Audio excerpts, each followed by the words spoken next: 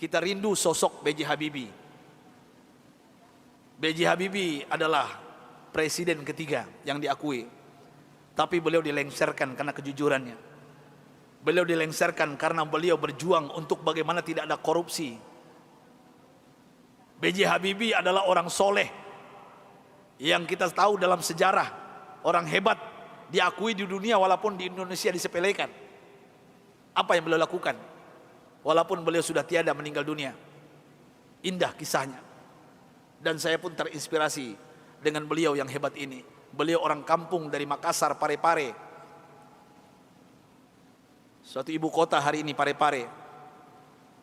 Saya pernah diundang ke sana oleh wali kotanya. Saya lihat patungnya Habibie dan Ainun, dan ternyata beliau orang kampung, orang biasa, orang sederhana. Allah berikan kecerdasan di otaknya. Kenapa? Kita merindukan sosok pemimpin pejabat seperti beliau, yang tidak durhaka kepada orang tuanya, memuliakan orang tuanya, tidak pencitraan belaka. Dan hebatnya lagi ketika beliau ke ITB meloncat kuliahnya. Dan hebatnya lagi ketika beliau melanjutkan studinya ke Jerman. Disinilah saya pribadi mendapatkan inspirasi. Pesawat terbang Bapak Ibu yang kita naik itu, di ketinggian tertentu kalau nggak pas bikinnya bisa retak, Pak. Pesawat itu bisa retak. Siapa yang bisa menyelesaikan itu? B.J. Habibie, Pak.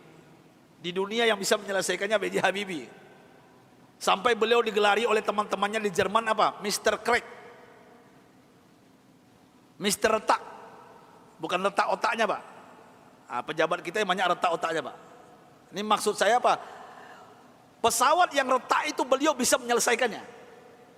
Ini kehebatan Habibie yang mungkin dilupakan oleh bangsa ini. Tapi ada yang lucu, aneh bin ajaib, ternyata beliau bukan orang tercerdas di dunia. Sampai beliau di Jerman, apa yang terjadi? Beliau tidak pernah ranking 1, ranking 2. Beliau ranking 3.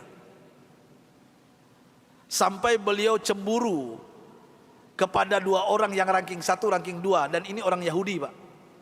Orang kafir, laki dan perempuan.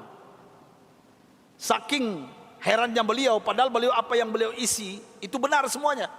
Tapi saking penasarannya, bertanya kepada Yahudi 2 ini.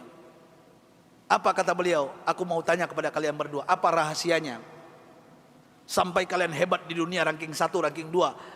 Saya kenapa tetap ranking 3? Apa jawaban Yahudi 2 ini, laki dan perempuan ini?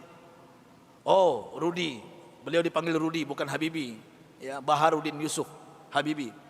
Rudi, this is our secret. Ini rahasia kami, nggak mungkin kami kasih tahu. Besok beliau tanya lagi, apa rahasianya? Besok tanya lagi. Berhari-hari beliau bertanya. Akhirnya bosan Yahudi 2 ini. Sampai Yahudi ini mengatakan, Bapak Ibu, rahasianya. Come here, Rudi. Sini Rudi, kami mau mengatakan kepada engkau, tahukah engkau rahasia kenapa kami cerdas? Kenapa kami ranking 1, ranking 2 hebat? Apa jawabannya? Ini yang membuat B.J. Habibie malu dan meneteskan air mata. Pahlawan yang hebat ini, ketika Yahudi ini mengatakan, kami di sepertiga malam terakhir, jam 3 bahasa kita di Jakarta, bangun. Setelah itu kami mandi.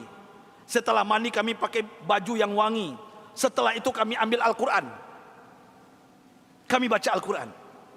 Kaget B.J. Habibie. You read Al-Quran? Yes.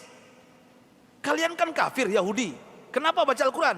Kami yakin dengan Al-Quran. Walaupun kami tidak mempercayai Al-Quran, mempercayai Islam, tapi kami yakin dengan Al-Quran. Heran B.J. Habibie, orang kafir Yahudi yang juara 1, juara 2 di Jerman ini, setiap jam 3 pagi mandi, pakai minyak wangi, baca Quran. Apa jawaban mereka? Kami baca Quran. Tahukah engkau Rudi, setelah kami baca Al-Quran, saraf kami ini rileks, otak kami cerdas, metabolisme tubuh kami dahsyat, imun. Nah ini bapak-bapak, ibu-ibu yang takut dengan corona, ini bukan saya yang ngomong, ini orang kafir yang ngomong ini. Ya. Imunitas kami naik tinggi. Kenapa? Al-Quran. Al-Quran kami baca. Sampai B.J. Habibie nggak yakin, nggak percaya.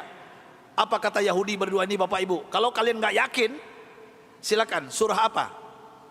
Kami baca. Ternyata Yahudi berdua ini hafal Quran, Pak. Apa saat itu jawaban B.J. Habibie? Thank you very much, my brother, my sister. Beliau pulang ke kosannya, ke kontrakannya. Sampai di kosan di kontrakan beliau sujud menangis. Rasanya tertampar wajah beliau, malu beliau, padahal beliau beragama Islam, orang kafir. Jam 3 bangun mandi baca Quran. Mulai saat itu bapak-bapak dan ibu-ibu, saya ingin berbicara pahlawan satu ini, orang hebat ini. Mulai saat itu mendengarkan rahasia dari Yahudi yang dua ini, apa yang beliau lakukan? Jam 3 pagi beliau bangun, beliau mandi, beliau pakai baju yang rapi, beliau pakai wangi-wangian, beliau sholat tahajud 8 rakaat, witir 3:11 setiap hari. Setelah itu beliau baca Al-Quran sampai menjelang subuh. Kalau orang kafir tadi nggak sholat karena bukan Islam, langsung baca Quran.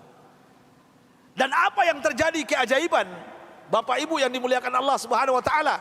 Allahu Akbar. Keajaiban ini terjadi. Semenjak itu, setelah itu B.J. Habibie berubah menjadi ranking 1. Yahudi yang 2 tadi turun ke bawah.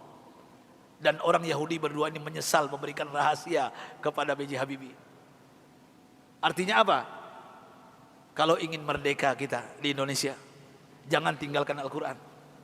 Kalau ingin sukses anak-anak kita, bapak, ibu, cucu kita, sampaikan kepada mereka Al-Quran adalah obatnya.